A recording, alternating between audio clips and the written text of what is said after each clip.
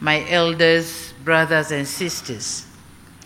It is with immense honor and pleasure that I join you this morning to officiate the 2023 Elders Retreat on the state of democracy in Africa.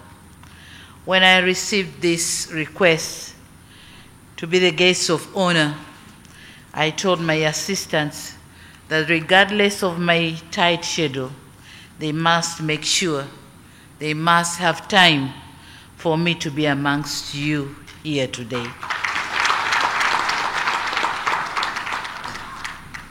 Now, being new in this game of leadership, I thought I have to meet the gurus, the Koromas, Kikwetes, and the Haile Mariams, the gurus of the constituency, and learn from them on whether my ship is sailing in the right direction or not, given the sustained and alarming challenges of democracy in many of our African countries. Excellencies, I congratulate the organizers of the retreat for the wonderful choice of the venue. I'm happy that the retreat is taking place for the second time in this great touristic city of Arusha, the home of great Serengeti, Ngorongoro, Mount Meru, and the East African community, and hopefully the home of this platform. It's going to be here in Arusha. On a special note, I commend His Excellency Ernest Bai Koroma for the leadership of the African Drive for Democracy initiative, and I wish you, Your Excellency, the best in pursuing the objectives of the initiative. It is through this platform that the wealth of wisdom to inform on democratization agenda on the continent can be harvested. And more importantly, is that the seed you, our elders, are planting through this initiative will germinate into a much-needed fountain of wisdom and guidance in support of our collective continental ambitions for an integrated, prosperous, and peaceful Africa, driven by its own citizens, representing a dynamic force in the international arena. The Africa we want, as stipulated in the Vision 2063.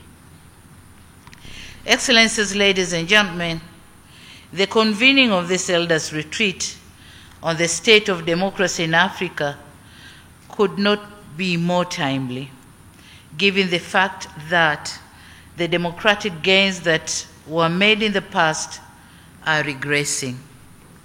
Even in democracies that once flourished, we are witnessing the regression.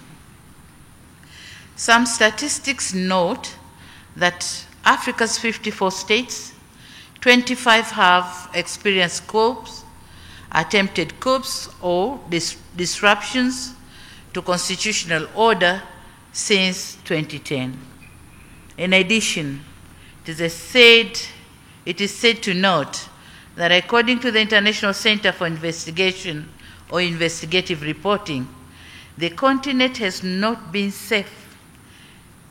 And in the past 80 years, there have been 21 coups, with emergence of new conflict in Sudan, unresolved crisis in West Africa, the Sahel, and discontent in Eastern DRC, which have all led to declining democracy and stalling of governance.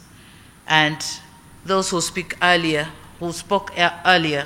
have said some other examples. This situation has been further exacerbated by the COVID-19 pandemic, which had negative effects to the economy and to some extent led to imposed restrictions and elections postponement in some countries. Some of these regressing factors or challenges are not our own making. The geopolitical conflicts, pandemics, and climate change have struck a huge blow to the continent in terms of surging food prices, shrinking economic growth, and deceleration in the implementation of the global development aspirations as stipulated in the Agenda 2030 for Sustainable Development and on the implementation of Agenda 2063, the Africa we want.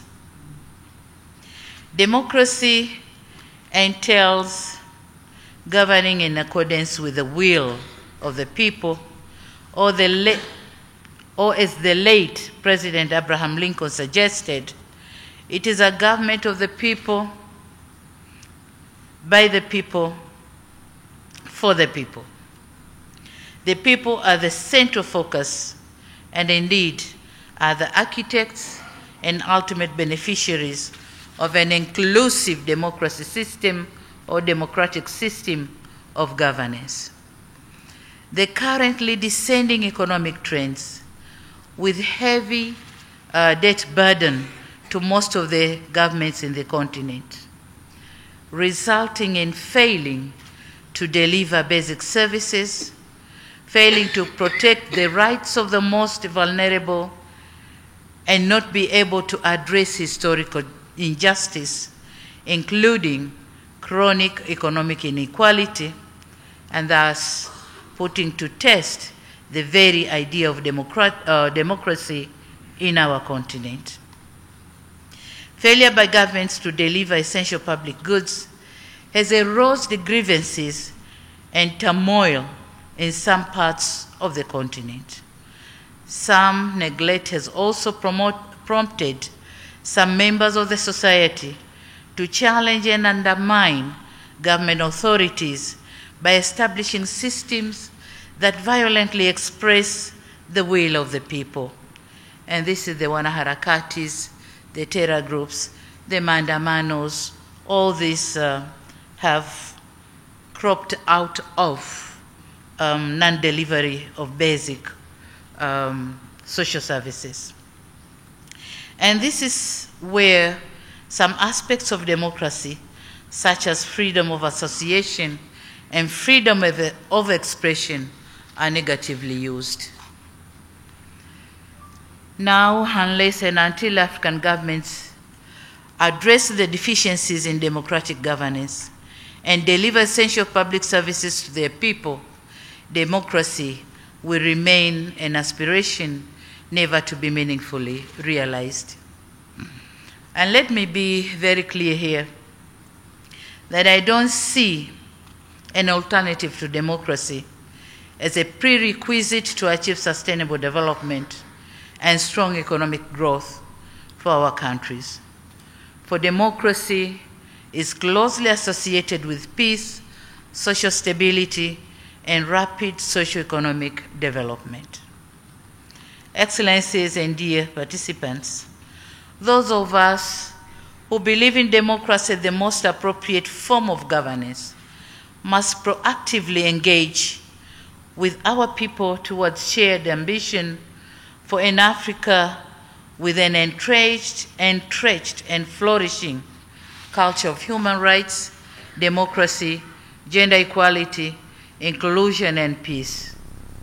And a continent where prosperity, security, and safety for all citizens will be a norm of life. We must build confident society that will enable participate in the management of public affairs as stipulated under Article 13 of the African Charter and democracy, elections, and governance. Excellencies, ladies and gentlemen, for democracy to be meaningful, it needs to translate into improved public services and livelihoods of our people. Democracy should be a best proven means of enabling our people to mobilize, organize, and engage in the governance of their public life. And henceforth, in cognizance of the virtue of democracy and in responding to the call by former President Dr. Kikwete on sustaining the hard-won gains on democracy in Tanzania, and in commemorating 30 years of the reintroduction of multi-party political system in our country, I launched 4R Agenda for strengthening and consolidating democracy in the country. The first R stands for reconciliation, mainly among political parties, but also other groups in our society. This agenda recognizes the value of reconciliation in strengthening national cohesion. Through dialogue and mutual accommodation, we have managed to resolve some of our differences. We have strengthened our unity, and we are now forging ahead as a unified nation and working towards a more peaceful and prosperous Tanzania. We might be having our differences, but then not to the extent of distorting the peace of our nation. The second R stands for reforms. And having realized the shortfalls, Tanzanian government decided to review and improve several policies and legal frameworks, which restricted the participation of our citizens in the democratic processes. Some of the steps taken are removal of the ban of holding political rallies, also review of several legislations with a view to strengthen democratic institutions and processes. Furthermore, in the quest to strengthen democracy and rule of law, the President Commission on Criminal Justice Reforms was formed to look into the performance of our justice institutions so as to effect reforms for better performance. And we have already received the report, which is now under discussion. The third R is on resilience. Tanzania is a nation with strong political institutions that have withheld the taste of time. We are building a vibrant economy with an emphasis on increasing competitiveness and achieving industrialization for human development. Our goal is to build a resilient economy that adequately withstand shocks, including financial crisis, pandemics, and other natural calamities such as the effect of climate change. The fourth R is on rebuilding. My government is determined to steer Tanzania into prosperity. This ambition requires us to build our country with a focus on young people who make up the majority of the population. In this regard, the government is investing in human capital development through the provision of lifelong learning, skills, and job creation.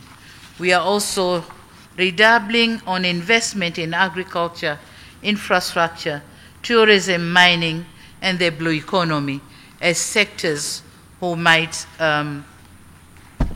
take a lot of youth in their employment.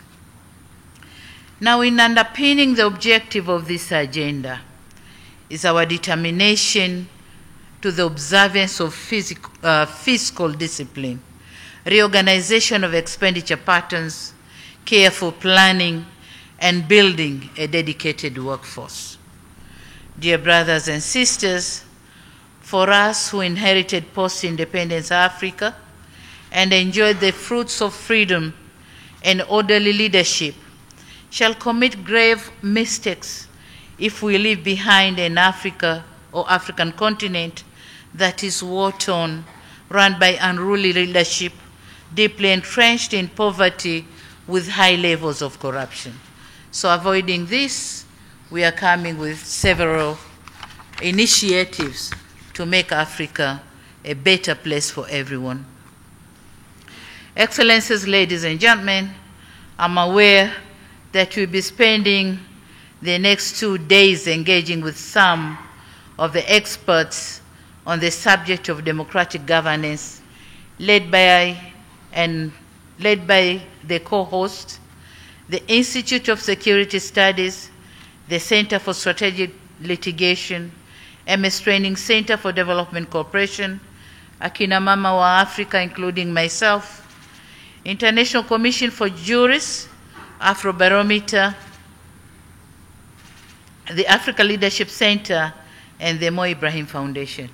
The Mo Ibrahim, are they here? Okay. I applaud the collaborative efforts, and it is for this reason that I wish to commend you for taking this initiative, and so wish to pledge my own and my government support to this important cause.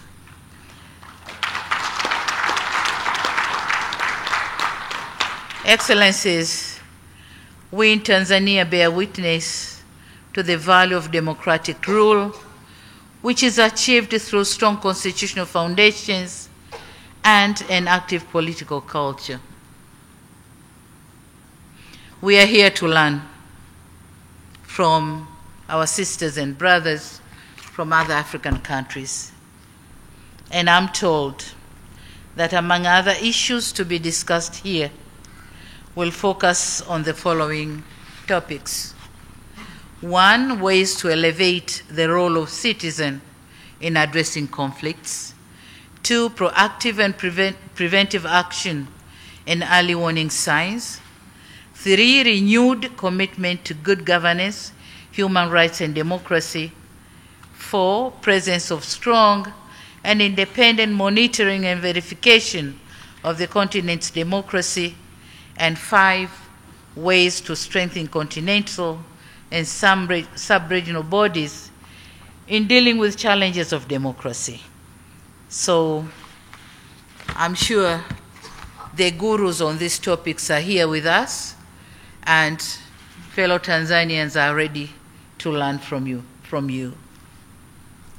Excellencies and distinguished guests, once again, let me applaud the conveners of this Elders Retreat on the state of democracy in Africa for putting together excellent programs which undoubtedly will yield the anticipated results. In Swahili, there's a saying that goes by, palipo wazee hapaharibiki neno, literally meaning, where there are elders, nothing goes wrong. So this retreat should therefore serve as a platform to deliberate on unfavorable state of affairs and propose practical ways of improving the situation, especially in our continent, Africa. Excellencies, in my concluding remarks, it is my sincere hope that in addition to the retreat, you will have an opportunity to visit the beautiful attractions present here in Arusha. I would have loved to remain behind and join you for the entire 2 days of the retreat, but owing to the other equal exigencies of office, I'll not be able to do so. So while wishing you successful deliberation, I also have the honor to declare that the Elders Retreat on State of Democracy in Africa is now officially opened.